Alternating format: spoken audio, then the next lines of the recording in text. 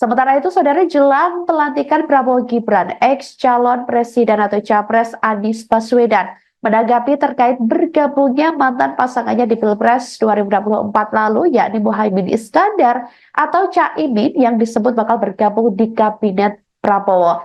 Anies yang ditemui di kawasan kampus Universitas Indonesia Salemba, Jakarta Pusat pada Kamis 17 Oktober 2024 lalu, sebelumnya menyatakan rasa hormatnya terhadap keputusan Caimin, yakni yang memutuskan untuk bergabung dengan Kabinet Prabowo Gibran mendatang. Keputusan ini juga diambil setelah keduanya sebelumnya berpasangan dalam Pilpres 2024, di mana mereka kalah dari pasangan Prabowo Gibran.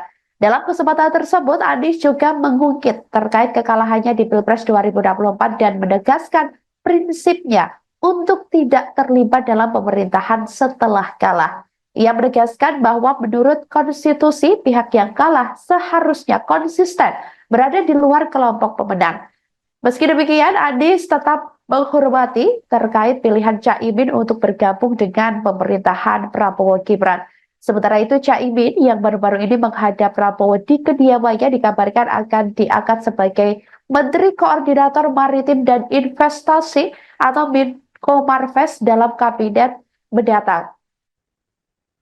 PKB melalui Wakil Ketua Umumnya Jazilul Fawait juga menyatakan bahwa kader PKB siap ditempatkan dimanapun dalam pemerintahan, baik di eksekutif maupun legislatif.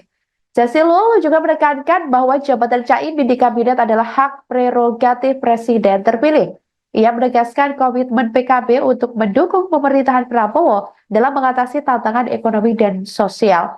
Caimin juga menegaskan bahwa PKB siap memperkuat pemerintahan Prabowo meskipun tidak mendapatkan kursi di kabinet. Dengan latar belakang ini, Anies Baswedan dan Caimin kini mengambil langkah yang berbeda, di mana mencerminkan dinamika politik yang terus berkembang pasca Pilpres 2024.